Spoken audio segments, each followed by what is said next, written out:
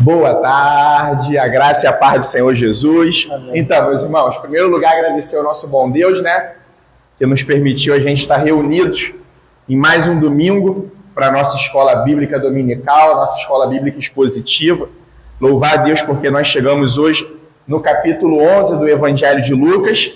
E também queria louvar a Deus por um outro motivo, O Roger é um jovem que está conosco aqui, É um homem que ama o Senhor, ama o próximo, é temente à palavra de Deus. E hoje, pela primeira vez, ele vai estar aí, inaugurando aí, participando comigo, com o Marcão aí, desse estudo bíblico, em dar o estudo bíblico. E eu estou fazendo questão de estar aqui, A gente está gravando esse vídeo para deixar guardado na nossa rede social, porque a gente crê demais, sabe, irmãos?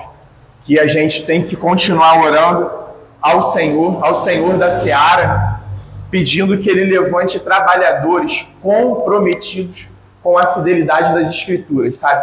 A gente sabe que a gente está vivendo um momento que muita gente está querendo falar a respeito do Evangelho, muita gente está querendo ensinar, mas a própria Bíblia nos instrui, nem todos vocês queiram ser mestres, porque é tudo aquilo que a gente fala de forma errada, de forma equivocada, principalmente para o benefício próprio. A Bíblia diz que o Senhor vai nos cobrar. E a gente louva a Deus, Porque o Senhor está levantando mais um irmão no nosso meio para poder nos ajudar nessa questão do ensino.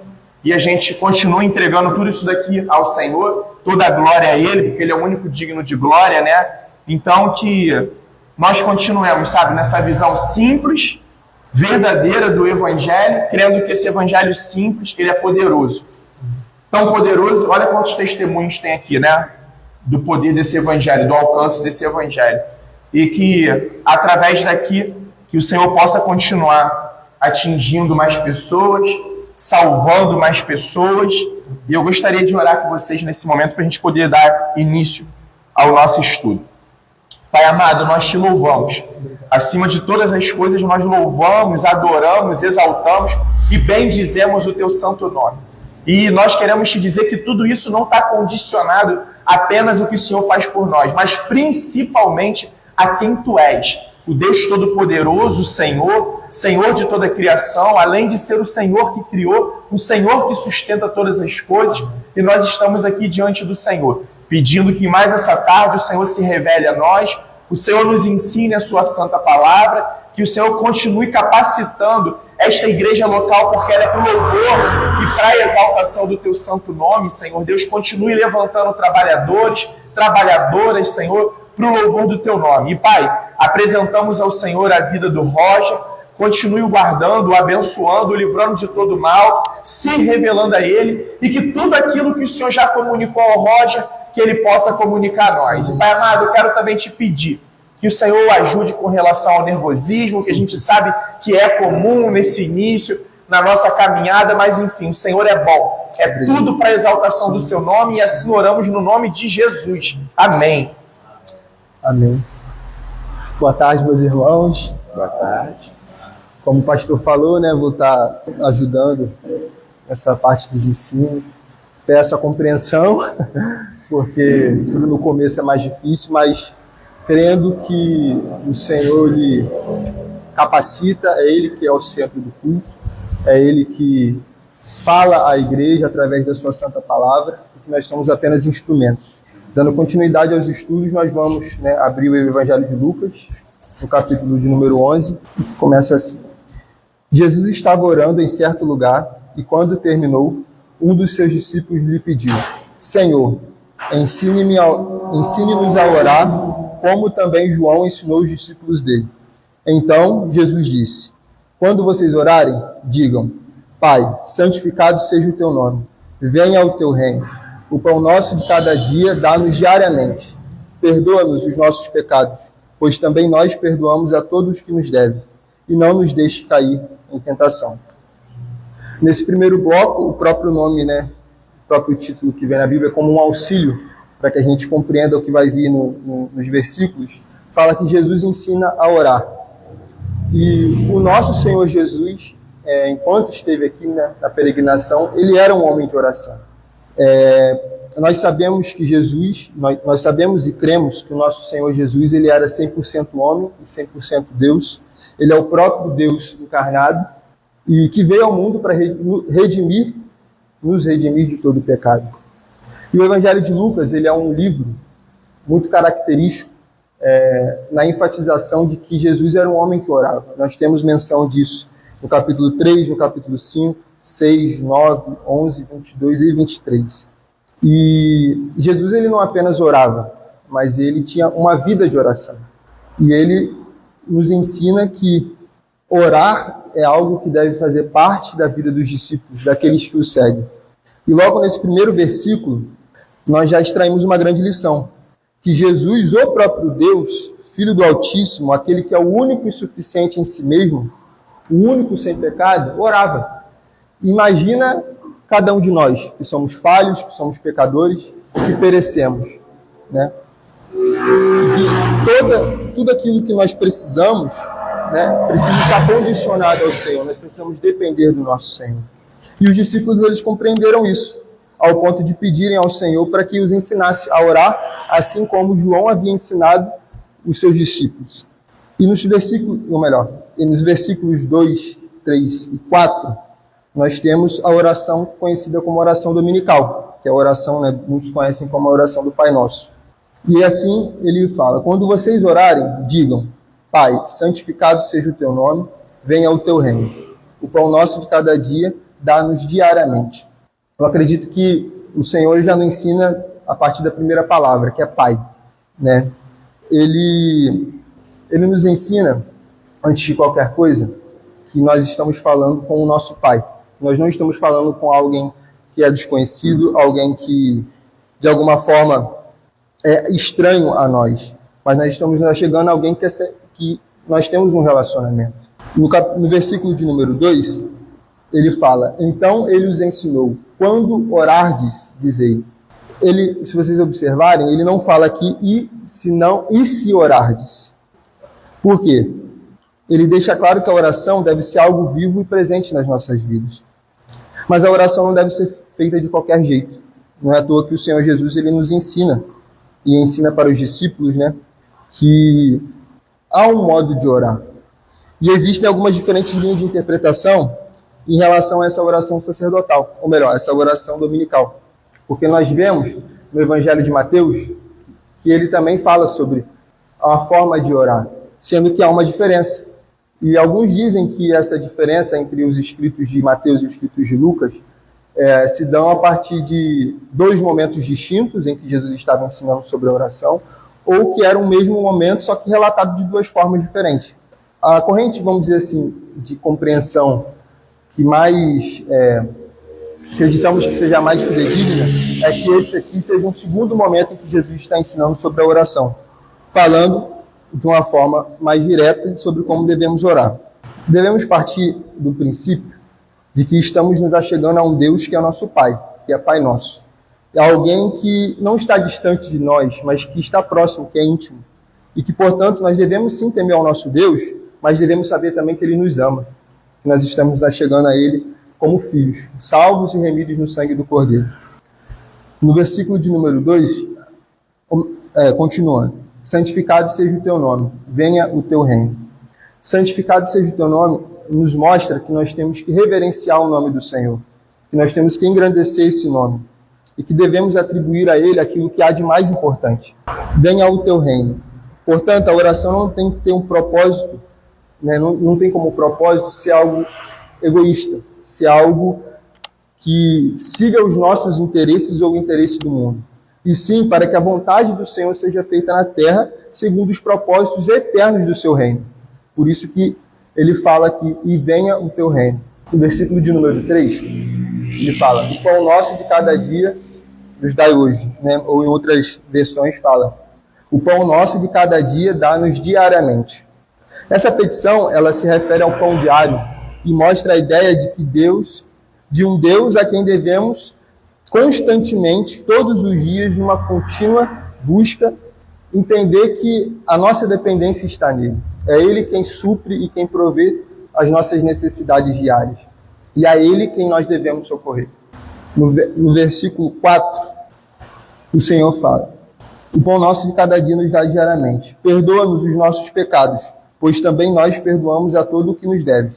e não nos deixe cair em tentação. Esse aqui, perdoa-nos, pois também nós perdoamos a todos o que nos deve. O Senhor não está falando aqui sobre uma questão financeira, né, de um perdão de uma dívida ou algo do tipo, e nem está colocando como base do perdão o perdão que nós exercemos para o próximo. A base do perdão do Senhor é a graça de Deus. E ele fala, e nós devemos sempre lembrar disso, que o perdão ele brota da graça de Deus, e a graça é um favor imerecido.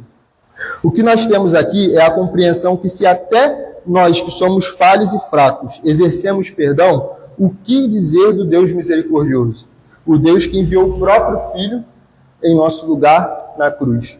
Disse-lhe ainda Jesus: se um de vocês tiver um amigo e for procurá-lo à meia-noite, dizendo: amigo, me empreste 3 pães, porque outro amigo meu chegou de viagem e eu não tenho nada para lhe oferecer. E se o outro lhe responder lá de dentro: deixe-me em paz, a porta já está fechada, e eu e os meus filhos já estamos deitados. Não posso me levantar para lhe dar os pães. Versículo de número 8.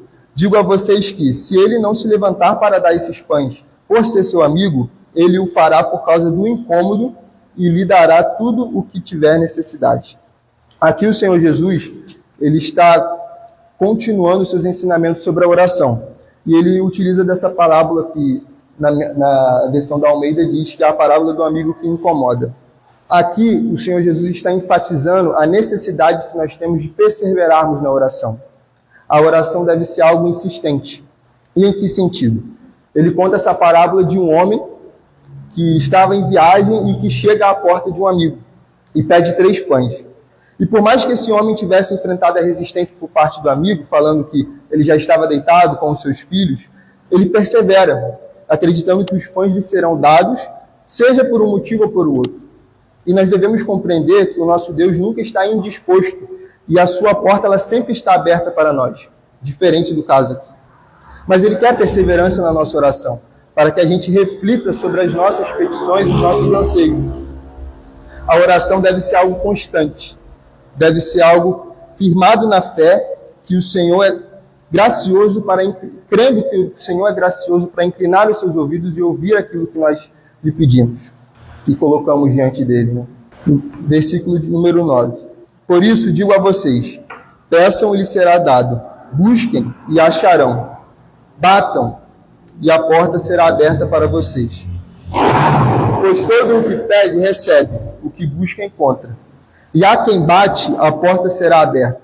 Quem de vocês, sendo pai, daria uma cobra ao filho que lhe pede um peixe? Ou daria um escorpião ao filho que lhe pede um ovo? Ora, se vocês que são maus sabem dar coisas boas aos seus filhos, quanto mais o Pai Celeste dará o Espírito Santo aos que lhe pedirem. Mais uma vez o Senhor está trabalhando a ideia de algo pequeno comparado a ele. Mais uma vez ele está dando um exemplo de nós, na condição de humanos, fracos, pecadores, fazendo boas coisas comparados a um Deus que é infinito em misericórdia e que pode nos dar muito mais. Ele está encorajando a oração. Os tempos verbais aqui apresentados são contínuos. Continuem batendo, continuem pedindo, continuem buscando. O Senhor encerra seus ensinamentos sobre a oração nesse capítulo, aqui no versículo de número 9, voltando para o seu primeiro ensinamento que nós aprendemos na oração dominical, que nós estamos falando com o nosso Pai. E que por isso nós devemos compreender que Ele nos dá aquilo que há de melhor. E se o homem que é falha, pecador, tem a capacidade de fazer aquilo que é melhor para os seus filhos, assim como aqui diz que quem de vocês, sendo pai, daria uma cobra ao filho que lhe pede um peixe, ou daria um escorpião ao filho que lhe pede um ovo, ele deixa bem claro que o Senhor nos dará o Espírito Santo para aqueles que lhe pedirem. Ele evidencia aqui que o Espírito é o maior bem que Deus pode dar ao homem. É o Consolador, é Deus em nós. Versículo 14. Certo dia, Jesus estava expulsando um demônio que era mudo. E aconteceu que, ao sair o demônio, o mudo passou a falar. E as multidões se admiravam. Mas alguns deles diziam, ele expulsa os demônios pelo poder de Beelzebu, o maioral dos demônios. E outros, tentando-o, pediam dele um sinal vindo do céu. Mas Jesus, sabendo o que passava pela mente deles, disse-lhes, todo o reino dividido contra si mesmo ficará deserto, e casa sobre casa cairá. Se também Satanás estivesse dividido contra si mesmo, como o seu reino subsistirá? Isto porque vocês dizem que eu expulso os demônios por Beelzebu. E se eu expulso os demônios por Beelzebu, por quem os filhos de vocês os expulsam? Por isso, eles mesmos serão os juízes de vocês. Se, porém, eu expulso os demônios pelo dedo de Deus, certamente é chegado o reino de Deus sobre vocês. Quando o valente, bem armado, guarda a sua própria casa, todos os seus bens ficam em segurança. Mas se aparece alguém mais valente do que ele, vence-o, tira-lhe a armadura em que confiava e reparte os seus despojos. Quem não é por mim é contra mim, e quem comigo não ajunta, espalha. Nós estamos aqui diante de mais uma expulsão de demônios do Senhor. Essa é uma passagem que Jesus expeliu um demônio sendo este mudo, e é algo que nós podemos ver ao longo de todos os evangelhos do Novo Testamento. Isso aconteceu consideráveis vezes durante o ministério de Jesus. Ele expulsava demônios, isso era algo presente, na peregrinação dele por aqui. Mas nos versículos 15 e 16, nós vemos que alguns dos que ali estavam e presenciaram esse milagre, essa exorção, diziam: ele expulsa os demônios pelo poder de Beelzebu, o maior dos demônios. Eles estavam ali, de alguma forma, procurando desacreditar de Deus, desacreditar do Senhor Jesus, dizendo que a fonte do poder do Senhor não era o próprio Deus, mas sim o diabo. E nós vemos que alguns dentre eles atribuíam o milagre da expulsão a Beelzebu, que era o maioral dos demônios. Beelzebu era um dos nomes do deus filisteu Baal, que vemos no Antigo Testamento lá em 2 Reis. E significava esse nome Senhor das Moscas. Sendo que no versículo 17, o Senhor diz: mas Jesus, sabendo o que passava pela mente deles, disse-lhes: todo o reino dividido contra si mesmo ficará deserto, e casa sobre casa cairá. 18. Se também Satanás estivesse dividido contra si mesmo, como o seu reino subsistirá? Isto porque vocês dizem que eu expulso os demônios por Beelzebu. Em meio a todas essas acusações dos escribas, Jesus fala novamente em parábola, dizendo sobre o reino dividido, e que Satanás estaria destruindo a sua própria obra e derrubando o seu próprio reino, se acaso aquilo que eles estavam falando fosse verdade. Se de fato Jesus estivesse, como aqueles escribas estavam falando, sobre o espírito sobre demônios pelo poder de Beelzebu, Satanás estaria destruindo o seu próprio reino, porque Jesus estava expulsando um demônio. E no versículo 19, ele fala: e se eu expulso os demônios por Beelzebu, por quem os filhos de vocês os expulsam? Jesus encerra a sua refutação apelando aos exorcismos judaicos, que era uma prática do povo judeu. E falando que se a prática de expulsar demônios significa ter parte com o diabo, os judeus estavam no mesmo caso, porque ali era uma prática do exorcismo judaico. E apontando de alguma forma a hipocrisia daquele povo, que estava tentando atribuir a Deus aquilo que eles mesmos faziam como algo negativo, como algo relacionado ao próprio diabo. No versículo de 20, número 20, ele fala: se, porém, eu expulso os demônios pelo dedo de Deus, certamente é chegado o reino de Deus sobre você. É pelo dedo de Deus. Mateus vai falar que é pelo Espírito de Deus, que significa a mesma coisa, que o Senhor Jesus expulsava e operava todos os seus milagres, confirmando de alguma forma que aquilo que os escribas estavam falando não se tratava de algo verdadeiro, e sim de algo mentiroso. E a partir do 21, ele vai explicar mais ou menos aquilo que ele estava tentando falar antes. Quando o valente, bem armado, guarda a sua casa, todos os seus bens ficam em segurança. Mas se aparece alguém mais valente do que ele, vence-o, tira-lhe a armadura em que confiava e reparte os seus despojos. Quem não é por mim, é contra mim, e quem comigo não ajunta, espalha. O Senhor explica que ao invés de ser aliado de Satanás, como aqueles escribas estavam tentando dizer, que ele estava de alguma forma a favor da força do mal, o Senhor está saqueando a casa, e ele está arrancando dela e do reino das trevas aqueles que estavam cativos. O que o Senhor fez ao expulsar o demônio daquele homem era justamente ir contra essa força do mal, contra essa força do maligno, saqueando a casa e arrancando dela e do reino das trevas os que estavam cativos, como era o caso daquele homem. E o Senhor fala em valente. De certa forma, ele está atribuindo ao diabo. E Jesus não nega a ação de Satanás e a sua ação maligna. Ele está aqui dizendo que o reino das trevas ele é uma realidade. Mas ele deixa bem claro que ele é esse alguém mais valente. Que Jesus tem autoridade sobre o diabo. E que Jesus tem o diabo nas mãos, ao ponto de ter poder suficiente para expulsar demônios e curar pessoas, e libertar cativos. No versículo de número 23 ele fala: quem não é por mim, é contra mim, e quem comigo não ajunta, espalha. Jesus alerta sobre a neutralidade. O Senhor está nos ensinando que, de certa forma, não tem como ficar em cima do muro. Quem não está a favor de Cristo, está contra ele. Quem não é por mim, é contra mim. Então não existe essa ideia de que existem pessoas, né, no muro ou num lugar de neutralidade. O Senhor ele é bem enfático em dizer que aqueles que estão com ele são de Cristo, mas aqueles que não estão são do diabo. E isso é algo bíblico que o Senhor está nos ensinando. Versículo de número 24. A volta do espírito imundo. Quando o espírito imundo sai de uma pessoa, anda por lugares áridos, procurando repouso. E não o achando, diz: voltarei para a minha casa de onde saí. E voltando a encontra varrida e arrumada. Então vai e leva consigo outros 7 espíritos piores do que ele, e entrando, habitam ali. E o último estado daquela pessoa se torna pior do que o primeiro. Jesus ele dá um exemplo aqui de um homem que foi liberto, mas que deixou de se comprometer com Deus. Um homem que ele teve a graça de ser liberto de um espírito imundo, que sai desse corpo, mas que de certa forma não caminha nos caminhos do Senhor em comprometimento à palavra de Deus.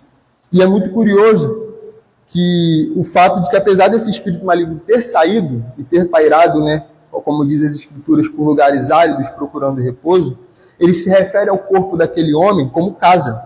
Ele se refere àquele lugar como algo que pertencia a ele e que não deixou de pertencer. E não apenas ele retorna para o corpo daquele homem, mas retorna carregando 7 espíritos e habitam ali. Habitar significa viver permanentemente. E isso demonstra que, de fato, o último estado daquela pessoa se tornou pior do que o primeiro, pelo fato dele não ter se comprometido com o Senhor e, de certa forma, ter permanecido no caminho que já estava, um caminho de perdição e de desobediência, né? Romanos fala sobre quando Deus nos entrega a nossa própria maldade, sobre a nossa própria, né, as próprias inclinações do nosso coração. E eu acredito que é o caso desse homem. Versículo 27. Aconteceu que, ao dizer Jesus estas palavras, uma mulher que estava no meio da multidão disse a ele, erguendo a voz: bem-aventurado o ventre que concebeu você e os seios que o amamentaram. Jesus, porém, respondeu: pelo contrário, mais bem-aventurados são os que ouvem a palavra de Deus e aguardam. Jesus prosseguiu com suas pregações e ensinos, né? A gente não tem como saber aqui o lapso de tempo em relação aos acontecimentos, mas, mais uma vez, Jesus estava rodeado de pessoas, e dentre aquelas pessoas surgiu essa mulher, que no meio da multidão afirma que bem-aventurado é aquela, né, que amamentou o Senhor, e de alguma forma ela está querendo dizer de Maria, a mãe de Jesus. E de certa forma, o Senhor aqui, ele não a reprova, mas ele dá um grande ensinamento sobre o que de fato é a bem-aventurança. Até porque Isabel, tomada pelo Espírito Santo, se referiu a Maria como bem-aventurada. Só que ele nos traz um ensino para evidenciar a verdadeira boa-aventurança, que é ouvir a palavra e guardá-la no coração, por meio da fé. A obediência, o compromisso com o Senhor, está acima de qualquer laço sanguíneo ou de qualquer tipo de parentesco. E que por isso a nossa prioridade, acima de tudo, deve ser buscar no Senhor, obedecê-lo acima de tudo, guardando os ensinamentos e os praticando na nossa vida. O sinal de Jonas, versículo 29. Visto que aumentavam as multidões em volta dele, Jesus começou a dizer: esta é uma geração perversa. Pede sinal, mas nenhum sinal lhe será dado, senão o de Jonas. Porque assim como Jonas foi sinal para os ninivitas, o Filho do Homem o será para esta geração. A rainha do sul se levantará no juízo, como os homens dessa geração, e os condenará. porque veio dos confins da terra para ouvir a sabedoria de Salomão. E aqui está quem é maior do que Salomão. Ninivitas se levantarão no juízo com esta geração e a condenarão, porque se arrependeram com a pregação de Jonas. E aqui está quem é maior do que Jonas. Mais uma vez, as multidões ao redor do Senhor pediam sinal. Eles estavam muito preocupados em milagres, em prodígios, em grandes feitos, mas o Senhor ele aproveita essa oportunidade para repreender isso, para dar um grande ensinamento. As pessoas ali estavam presas na incredulidade, e ao invés de buscarem a ouvir e aprender do Senhor que ali estava ensinando e pregando, eles estavam preocupados com prodígios, milagres, grandes sinais. E a exigência desses sinais, na verdade, eles só eram um pretexto para justificar a incredulidade daquele povo, que estavam vendo o próprio Cristo, o próprio Filho de Deus, o Deus encarnado, mas que escolhiam em todo o tempo, deliberadamente, não crer naquelas palavras, naqueles ensinamentos. E aqui nós vamos ver Jesus fazendo menção sobre a rainha do sul, que se levantará no juízo como os homens desta geração e os condenará, porque veio dos confins da terra para ouvir a sabedoria de Salomão. E aqui está quem é maior do que Salomão. O Senhor está fazendo referência à rainha Sabé, que nós vemos lá na 1 Reis, capítulo de número 10. E lá está dizendo que ela fez uma longa viagem para ouvir a sabedoria de Salomão. E aquelas pessoas que ali estavam pedindo sinais e prodígios estavam diante de uma sabedoria que era muito maior do que a de Salomão. E eles não estavam preocupados com isso, eles estavam preocupados em pedir sinais e maravilhas. Mas eles escolheram de fato não dar ouvidos. E o Senhor fala também sobre Jonas, no versículo de número 30. Porque assim como Jonas foi sinal para os ninivitas, o Filho do Homem o será para esta geração. O Senhor fala de Jonas que foi um sinal no Antigo Testamento. Assim como o Filho do Homem era para aquela geração. Assim como Jonas passou 3 dias dentro do ventre do grande peixe, o nosso Senhor Jesus passou 3 dias no ventre da terra, no período até a sua ressurreição. E nós vemos que aquele sinal no Antigo Testamento de Jonas serviu para aquele povo aprender. E o Senhor, estando ali como uma resposta de tudo que a Bíblia já trazia, através das profecias, que viria o Messias, que o Messias seria conforme Jesus foi, mas eles estavam não crendo a partir daquele sinal que eles estavam. E o Senhor fala que Jesus é maior do que Jonas e não há sinal maior que o próprio Messias ali diante dele. Infelizmente, eles não escolheram não crer, mesmo estando diante de algo que era o próprio Deus sendo um sinal para eles, a vinda do Messias. Versículo 33. Ninguém, depois de acender uma lamparina, a coloca em lugar escondido, nem debaixo de um cesto, mas num lugar em que ilumina bem, a fim de que os que entram vejam a luz. Os olhos são a lâmpada do corpo. Se os seus olhos forem bons, todo o seu corpo será cheio de luz. Mas se forem maus, o seu corpo ficará em trevas. Portanto, tenha cuidado para que a luz que está em vocês não sejam trevas. Pois se todo o seu corpo for luminoso,